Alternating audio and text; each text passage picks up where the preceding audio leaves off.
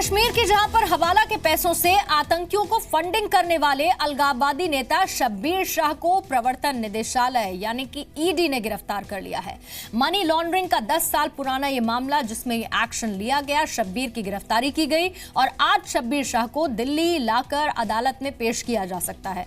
इससे पहले कल एनआईए की स्पेशल कोर्ट ने 7 हुर्रियत नेताओं को 10 दिन के लिए एनआईए की रिमांड पर भेज दिया है।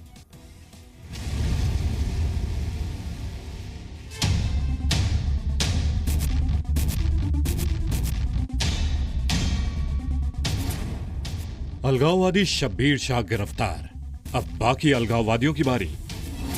हम ये क्यों कह रहे हैं ये आपको बताएं, उससे पहले शब्बीर शाह की गिरफ्तारी की पूरी खबर समझ लीजिए। जम्मू कश्मीर में हवाला के जरिए आतंकियों को फंडिंग करने वाले हुर्रियत नेताओं की गिरफ्तारी के बाद अलगाववादी नेता शब्बीर शाह को गिरफ्तार कर लिया गया। एक और जहां हवाला फंडिंग के मामले में 7 हुर्रियत नेताओं को 10 दिन के लिए एनआईए की हिरासत में भेज दिया गया, वहीं प्रवर्तन निदेशालय ने 2005 के मनी लॉन्ड्रिंग के एक मामले में शब्बीर शाह की गिरफ्तारी हुई।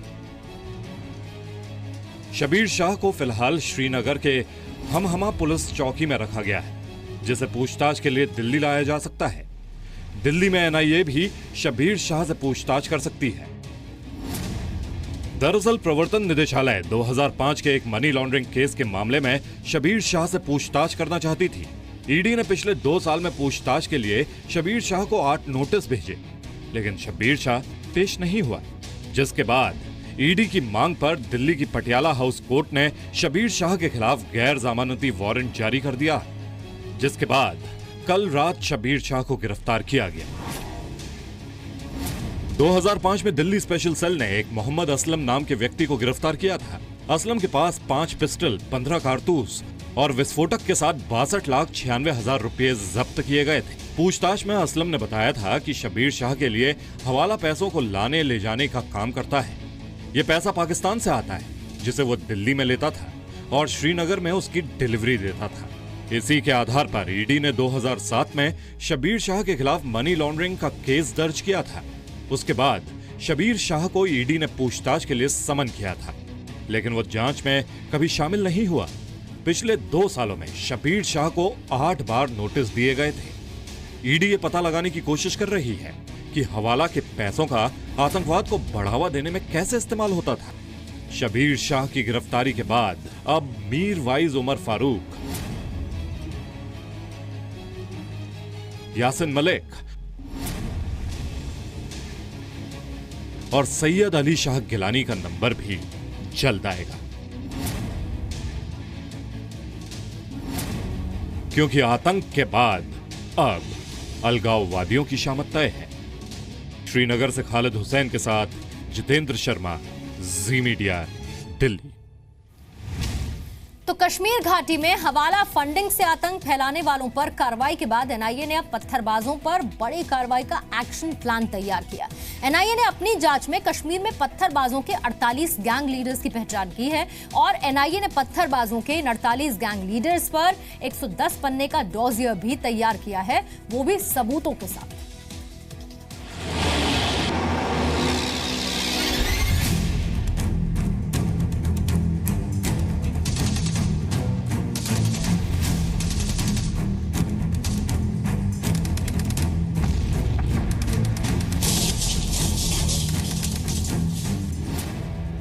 जहन्नुम पहुंचे आतंकवादी।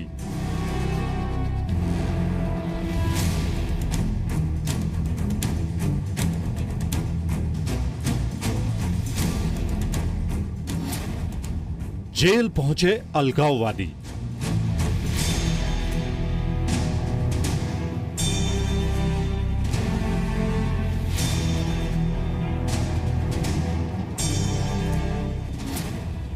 अब पत्थरबाजों की बारी है। ऐसी तस्वीरों पर अब फुल स्टॉप लग जाएगा। अब सेना आतंकियों के खिलाफ ऑपरेशन को अंजाम देगी तो कोई पत्थरबाज दीवार बनकर उनकी रक्षा करने नहीं आएगा, क्योंकि आतंकवादियों के खिलाफ कार्रवाई में उनकी ये ढाल बनने वाले पत्थरबाजों के दिन खराब होने वाले हैं। अब तक पत्थरबाजों को सुधरने का मौका देने वाली सरकार अब पत्थरबाजों पर सुपर एक्शन लेने वाली है। एनआईए ने अपनी जांच में पत्थरबाजों के 48 गैंग लीडर की पहचान की है। ये वो लोग हैं जो कश्मीर घाटी में सुरक्षा बलों के ऑपरेशन के दौरान पत्थरबाजी के लिए पहुंच जाते हैं और दूसरे लोगों को भी पत्थर फेंकने के लिए उकसाते हैं। पत्थरबाजी के जरिए वो आतंकियों को बचाने की कोशिश करते हैं। लेकिन एनआईए ने अब पत्थरबाजों के इन गैंग लीडर्स का 110 पन्नों का डोसियर तैयार कर इनके खिलाफ कार्रवाई की तैयारी शुरू कर दी है। सूत्रों के मुताबिक पत्थरबाजों के गैंग लीडर्स पाकिस्तान में बैठकर जम्मू कश्मीर में स्कूल जलवाने से लेकर जवानों पर पत्थरबाजी करने की हर प्लानिंग को व्हाट्सएप के जरिए अंजाम देते हैं। एनआईए के 10 सदस्यों की टीम ने कॉल डिटेल और मोबाइल नंबर के आधार पर पत्थरबाजों का एक लिंक तैयार किया है, जिसमें यह साफ तौर पर दिख रहा है कि जिस जगह सुरक्षा बल आतंकियों पर ऑपरेशन करते हैं उस जगह कई ऐसे नंबर हैं जो हमेशा एक्टिव रहते हैं। एनआईए ने अपनी जांच में ऐसे 48 मोबाइल नंबर और उनके आकाओं को ढूंढ निकाला है। जी न्यूज के पास ऐसे 48 लोगों के मोबाइल नंबर और उनका प्रोफाइल का डोसियर मौजूद है। एनआईए से मिली जानकारी के मुताबिक एनआईए ने पहले 5000 ऐसे मोबाइल नंबरों को ट्रेस किया था। उसके बाद धीरे धीरे एनआईए ने उन पत्थरबाजों के 200 सबसे ज्यादा एक्टिव ग्रुप्स की जानकारी हासिल की। इन पत्थरबाजों के संबंध हुर्रियत कॉन्फ्रेंस के नेताओं से भी हैं। अलगाववादियों से पैसे लेकर ही वो पत्थरबाजी करते हैं। ये समझना भी बेहद जरूरी है कि जम्मू कश्मीर में पत्थरबाजी कितनी बड़ी समस्या है। इसे समझने के लिए ये आंकड़े देखिए। 2010 में पत्थरबाजी की 2794 घटनाएं हुई, जिनमें 112 लोगों की मौत हुई। 2010 में पत्थरबाजों ने एक सुरक्षाकर्मी की जान ले ली और 5188 सुरक्षाकर्मी घायल हुए।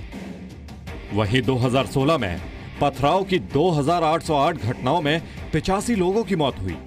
2016 में पत्थरबाजों ने 2 सुरक्षाकर्मियों की हत्या कर दी और 8378 सुरक्षाकर्मी घायल हो गए।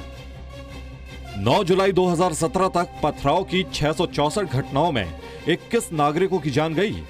2017 में पत्थरबाजों के हमले में एक सुरक्षाकर्मी की जान चली गई और 1073 सुरक्षाकर्मी घायल हो गए।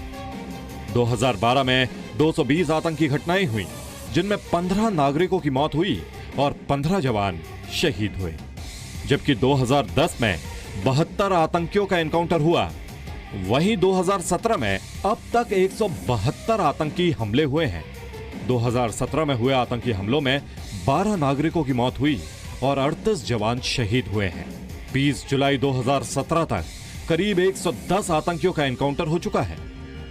जाहिर है, आतंकियों के खिलाफ सबसे बड़े ऑपरेशन के बाद अलगाववाद और पत्थरबाजी पर चोट की जा रही है। भारत सरकार और सेना दोनों का मिशन साफ है।